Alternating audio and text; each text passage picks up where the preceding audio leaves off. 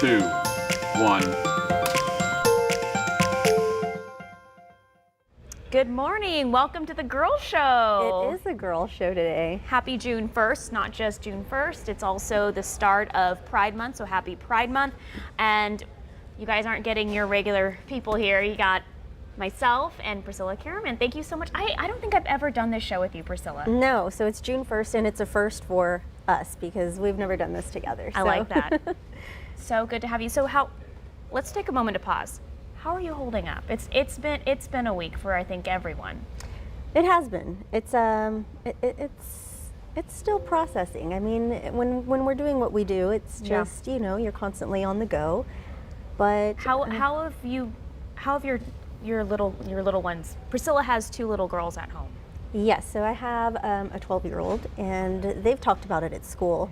We've talked about it with her at home. They're doing okay, but of course this is shocking. This is just hard to process, but we're holding up, like much of you. Good. We're holding up as best we can. I think those mental breaks are so important. I want to give a shout out to KSAT. Our company has been great. They've been, hey, if you need a mental break, take a mental break, providing counselors here if we need them, and I think that is just kind of a way that all of us should process. But on top of that, you know, we have a lot to get to, a lot of news. We have those developments that are still coming out of the horrific shooting at Robb Elementary, so we're going to break down the latest for those. Yeah, and we're going to go ahead and just start with an update this morning. The Uvalde CISD Police Chief Pete Arredondo is responding to allegations that the district is no longer cooperating with the DPS investigation. So there was a CNN reporter who approached him this morning, and here's what he had to say. How do you explain yourself to the We're going to be respectful to the family. I understand that, but you have an opportunity to explain yourself to the parents. And just so you know, we're going to do that eventually, obviously. When? And whenever this is done, and let the families quit grieving, then we'll do that, obviously. And just so everybody knows, we've been in contact with DPS every day. Just so you all know. They say they say that you're not cooperating. I've been on the phone with them every day. They say you're not cooperating. So yesterday, the Texas Department of Public Safety, which is investigating the shooting at Robb Elementary, said both the Uvalde Police Department and school district were not cooperating. But as you heard the chief tell CNN, that's not the case. He said that he hasn't been in contact. He has been in contact with the DPS every single day. And Texas DPS also clarified exactly how the shooter entered the school last Tuesday. They say an exterior door at the school was closed by a teacher prior to the shooting. However, that door did not lock, and that's how the shooter got in. Initial reports, however, indicated that the teacher had propped that door open, but again, they say that it was closed and not locked. So there is still so much to unpack here about what went on in the last week in Uvalde, and raising more questions. A phone message sent to parents that was obtained by our KSAT defenders that further muddles the timeline. So take a listen.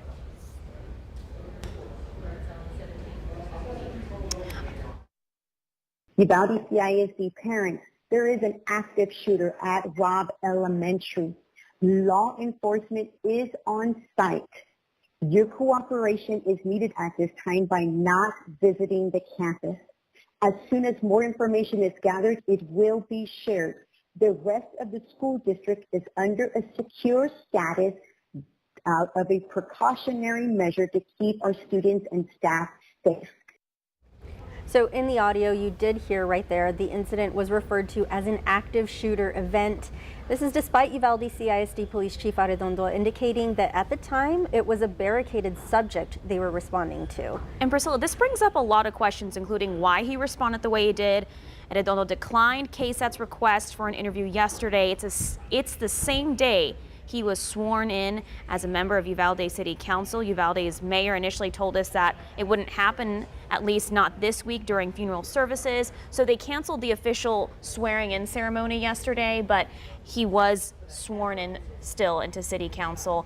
Also, we do have some new news into our newsroom. The governor, he's not calling a special session, but he has announced today that he sent a joint letter to Lieutenant Governor Dan Patrick and the Speaker of the House requesting the Texas legislative leaders make a special, they have these special committees following last week's tragic shooting at Robb Elementary.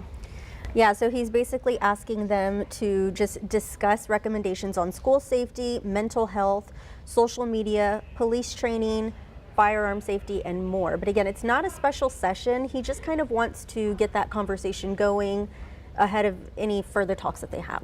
I want to go back to that soundbite that we heard from CNN. So this is the first time we are hearing from the school district's police chief.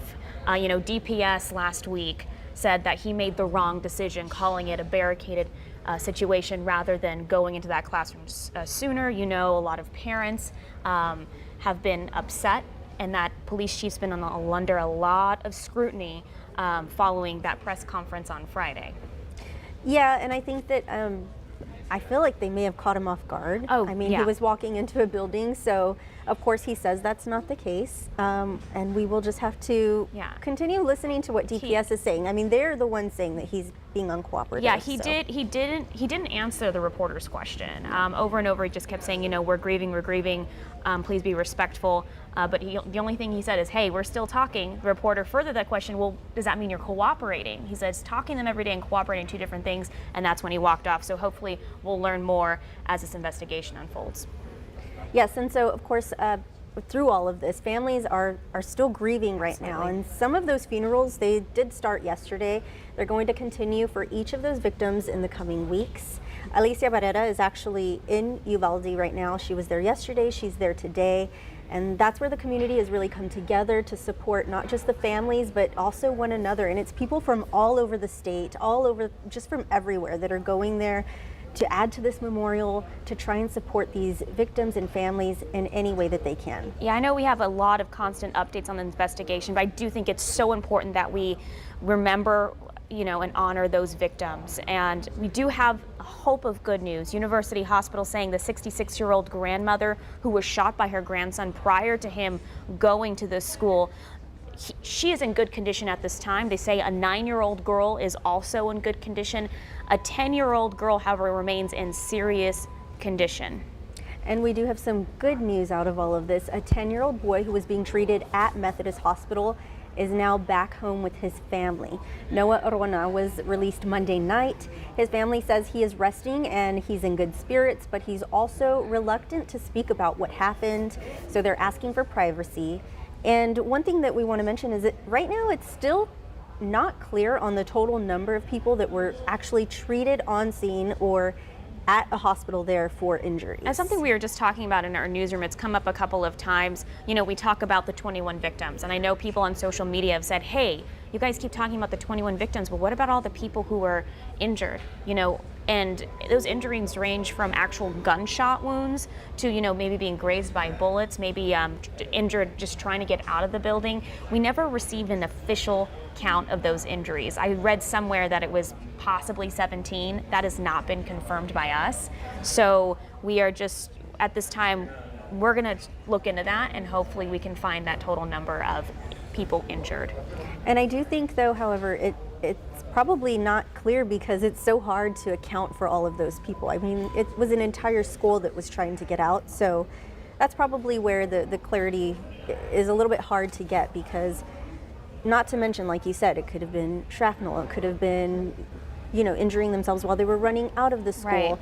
Right. But to me, there's so many people are impacted by this. Mentally. Let's talk, yeah. It's not just the physical injuries, it's also those mental injuries. But we are taking a live look at the Uvalde Town Square. This is where Steve Spriester was live all weekend, and on Sunday, that memorial continues to grow. People continue to leave flowers. And I think this is a really cool story, Priscilla. The Girl Scouts of Southwest Texas, they honored 10-year-old Amory Jo Garza. She was one of those victims. They honored her with one of the highest honors in Girl Scouting following her death last week. Yeah, so Garza was among one of the 19 students killed. She was in 4th grade. She was honored with the Bronze Cross for saving or attempting to save a life. She was attempting to save a life at the risk of the Girl Scouts' own life. The organization tweeted about this yesterday. Yeah, Amory was buried yesterday afternoon. The Girl Scouts of Southwest Texas said Amory, quote, did all she could to save the lives of her classmates and teachers. Her stepfather, Angel Garza, told the AP that Amory's friend told him that Amory had tried to call the police before she was shot. That's just heartbreaking, obviously. It's so heartbreaking. But it is beautiful to see those instances where the community is coming together and honoring Amory. And I just hope that the family is proud of their daughter for, you know, trying everything that she could do during that horrific shooting. Yeah, each of those students. I mean, I've been reading so many different ways that a lot of them are coming out and speaking out and just saying they tried to do this. Or I read that one little girl turned the lights off in her classroom to kind of help, you know, keep her classmates safe. And she said that the drills that they had been doing that whole time leading up to it, that was the first thing that came to her mind. She just said, I had to go turn the lights off. I told everybody to be quiet. So there's so many heroes out of this, young heroes, who I'm sure that all of their families are, you know, not only relieved that they're okay, but also proud of how they took action or took matters into their own hands. The emotional maturity of these children is going to be extraordinary for this awful thing that has impacted them. Like, it's going to define who they become, and it's going to be part of them, unfortunately, for the rest of their life. All right, we're going to switch gears a little bit. Talking about the Supreme Court temporarily blocked a Texas law restricting the ability of social media platforms to moderate user-generated content. By a 5-4 vote, the justices granted an emergency request from the tech industry to block the measure opposed by Facebook, Twitter, and YouTube. The order is a loss for Texas, which had argued its law prohibiting social media platforms from moderating posts does not violate the First Amendment. So opponents of the Texas law say it would compel platforms to distribute anything from Russian disinformation to neo-Nazi or KKK propaganda. Now, Governor Greg Abbott, who signed the bill into law in September of last year, said that social media companies were part of a dangerous movement to, quote, silence conservative ideas and religious beliefs.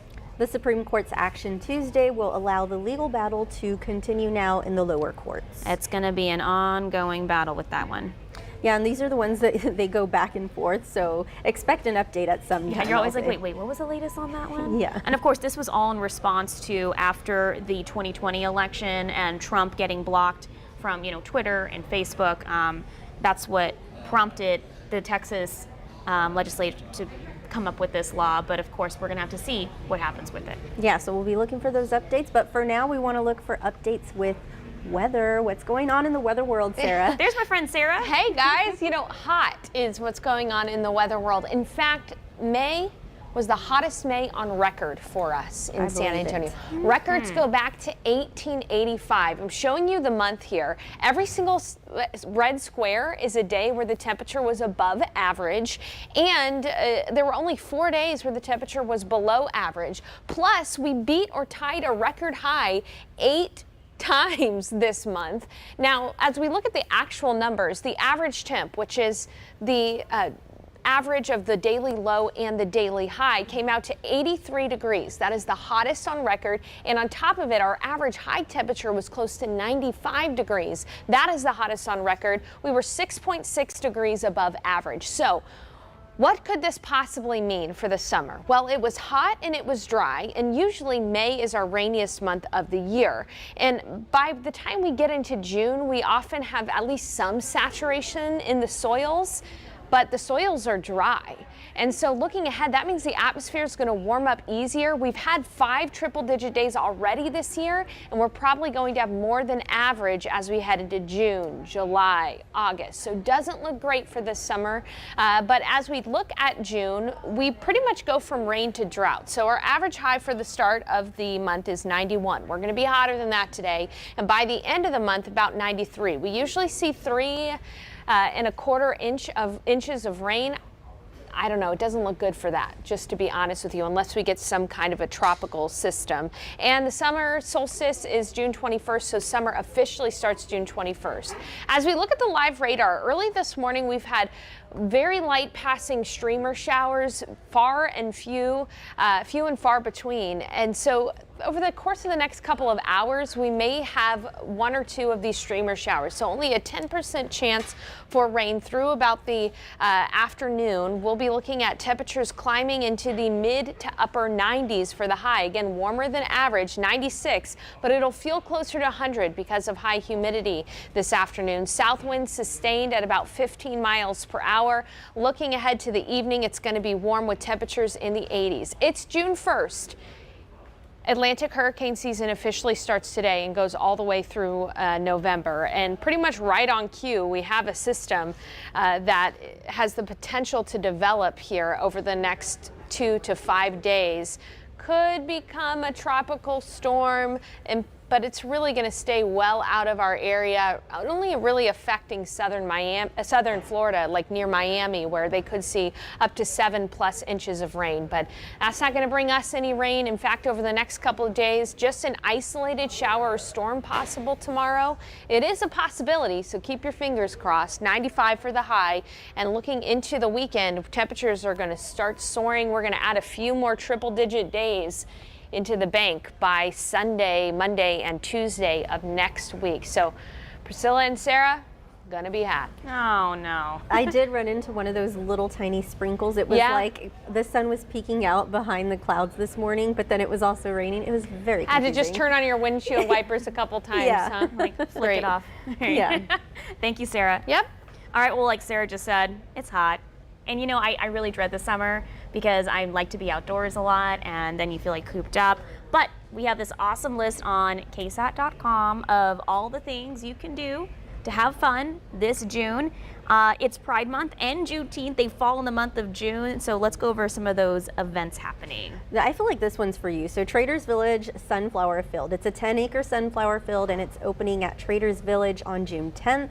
It's expected to be open through July 3rd, but since flowers can be finicky, Sarah knows this all too well, those dates could vary slightly. And I wonder how the drought is going to affect those flowers. So they are finicky, but beautiful. So if you get a chance, go take your pictures with the sunflowers. So like we mentioned earlier, this year Pride is happening, and Pride is hitting the San Antonio River to promote the city's inclusion, encouragement, and support of the LGBTQ community to live openly with equal rights. The first ever Bud Light Pride River Parade. It's going to be happening on June 18th. That's exciting. That's cool. I love San Antonio that they take their parades always to the river. Oh yes. I love a good river parade. And it's so unique to San Antonio, like you said, but this one's going to be even more special because it's the first one. Yep. It's Pride, and I feel like seeing the way turnout was for Fiesta recently, you know, that it's going to be good. So I'm excited for that. There's also going to be a Juneteenth festival, and this is going to be free. It's June 17th through the 19th at Comanche Park number 2, and that's on Rigsby Avenue. There's going to be live music, food vendors, gospels for Mama D, and Gary Givens. Very excited. And that's not the only Juneteenth event. There's so many listed. I mean, I think we have like a 2-page worth of KSAT.com that has listed all the Juneteenth events. And one more thing before we go, I know you have kiddos, so movies are free at Santikos this summer for select days and select screenings to school on Tuesdays and Wednesdays at 10 a.m. from June 7th to July 27th. Santikos is offering free movies for guests, and the majority of them are family friendly. Of course, they have to be. They have to be. I mean, I'll go to those. I love a good afternoon movie. I do too. Matinee's always like the best. No one's there, it's cheaper, you know. You get yourself some popcorn. Yes, I think I'll be doing that this week. I'm gonna go see Top Gun. Oh, I've seen so many people post about it. You gotta let us know if you're watching. Yeah. Leave a comment on that YouTube screen and let us know how it was. Give us your review. Yes, we like your review. All right, that's all for KSAT News Now. Be sure to subscribe to our podcast, available wherever you get your audio.